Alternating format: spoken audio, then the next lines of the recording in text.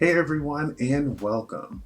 Today we're going to be talking about the third movie in the To All the Boys franchise, Always and Forever. Fun fact, these movies are actually based off of three books, and the author of the book, Jenny Han, has a small cameo in this film in the scene in which we see Lara Jean in the sixth grade. Jenny Han is playing the principal of the school.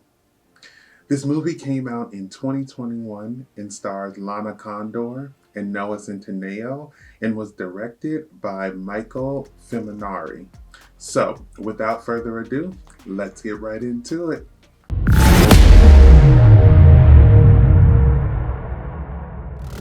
Always and Forever continues telling the story of Lara Jean, who has just entered her senior year.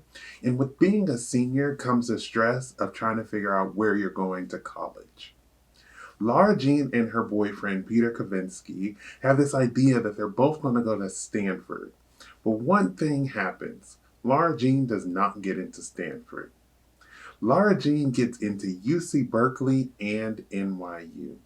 So now Lara Jean must figure out if she wants to be close to Peter and go to UC Berkeley or truly follow her heart and go to NYU. All while this is happening, Lara Jean and her sisters, Margot and Kitty, are helping their dad plan his wedding to their neighbor Trina. By the end of the film, Lara Jean finds happiness and decides to follow her heart. Many would call this movie a feel good movie. It shows this love story filled with all of its ups and downs, but it ends on a high note. This movie is a modern love story. I love films that show the world like how I see it, which is very diverse. Oftentimes, I've seen love stories, and the main character has always been a white person. And I love being able to see this movie and see that the main character of this movie is actually a person of color. I love seeing Lana Condor portray Laura Jean. I think she is a great actress, and I think that she has a great future ahead of her. I think that with the character Lara Jean, she really made you feel this emotional connection with the character. The one thing I will say about her character though is whoever did her hair needed some help. Like I know Lana Condor's hair was shorter when they were filming this movie, so they added extensions. But when I was watching the movie, I was like, I mean, it don't look natural. I can definitely tell that those extensions are in there. I don't know if it was supposed to look like that, but I don't know. I kept seeing it, it was throwing me off. Her sister Kitty was one of my favorite characters in the movie. She has all these like funny one-liners throughout the film, but she also like tells it how it is. I thought it was nice to see her dad getting married again. I felt like it told like this cool story about how even after tragedy, you can always find love again. I did think in this film that some of the interaction with Jen was kind of weird.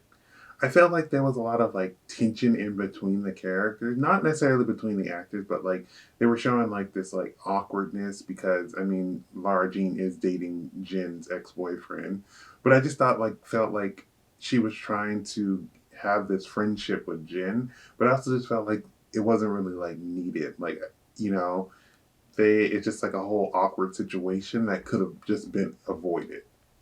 I also thought that her friend Chris was like annoying in some scenes.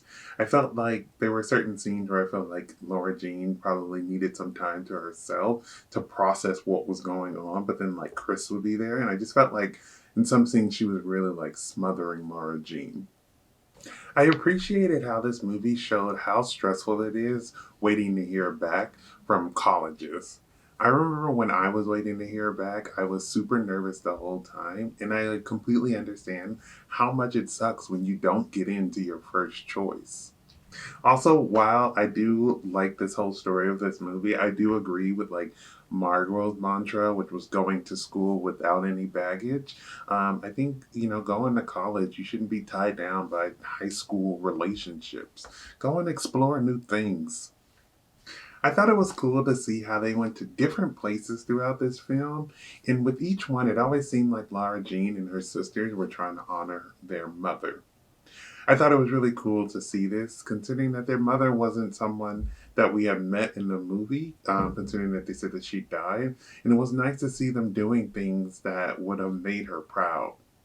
I think losing a parent can be hard, and this movie shows that while it can be hard, you always have your friends and family there to support you. And even with that, you also have like family members that can bring in different memories that they had experienced with your loved one that had passed away. So it's nice to always have like some type of support there. I think that Always and Forever has this message of new beginnings.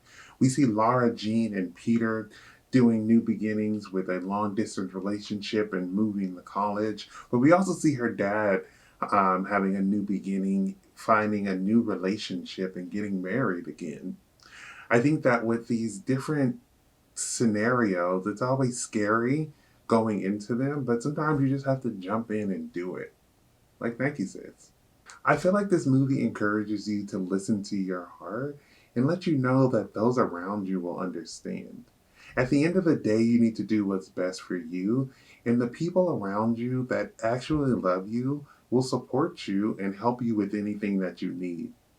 The soundtrack to this movie is great. It's filled with some artists that I already know, but also some new artists, and I love being able to find new music. I was excited to hear I Like Me Better by Loud in this movie. The song itself plays in the other two movies, and I just thought it was a perfect addition to this movie. So it's a song that is throughout all of the films and that the viewer will be connected to because they're like, hey, I heard this in the other movie. It's a nice love song, but also the story that it's telling takes place in New York. So I thought it was just perfect for this movie. My favorite scene in this movie is when Peter finally writes in Laura Jean's yearbook. And when she gets her yearbook and she's reading it, we realize that Peter has written her a nice long love story, but ended it with a contract. I thought this was a full circle moment considering that the first film started off with pretty much this contract of them agreeing to be fake boyfriend and girlfriend. And I thought that, it was great to see this contract idea come into play again. This contract is a little different from the beginning because in the beginning their contract was to fake being boyfriend and girlfriend and there was just rules about that. But this contract basically was stating that they're going to support each other, chasing each other's dreams. And I thought that that was just a really nice little send off for her going into college and realizing that, they might be going to college in completely different sides of the United States, but they're always going to be there for each other to love and support each other. Always and Forever is a story of growth and how things don't always work out in the way that you want them to. Even though things may not work out as you plan them to, that doesn't mean that there isn't another great option out there. I thought this movie was a good end to the trilogy, and it's definitely a movie that's going to make you feel good.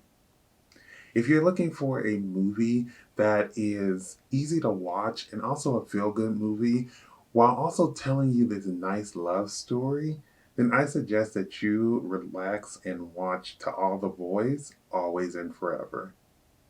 Thank you for watching. I would love to hear your thoughts down below in the comments. If you have not subscribed, please do so you can keep up to date with more of my videos. But besides that, everyone stay safe, have fun, and goodbye.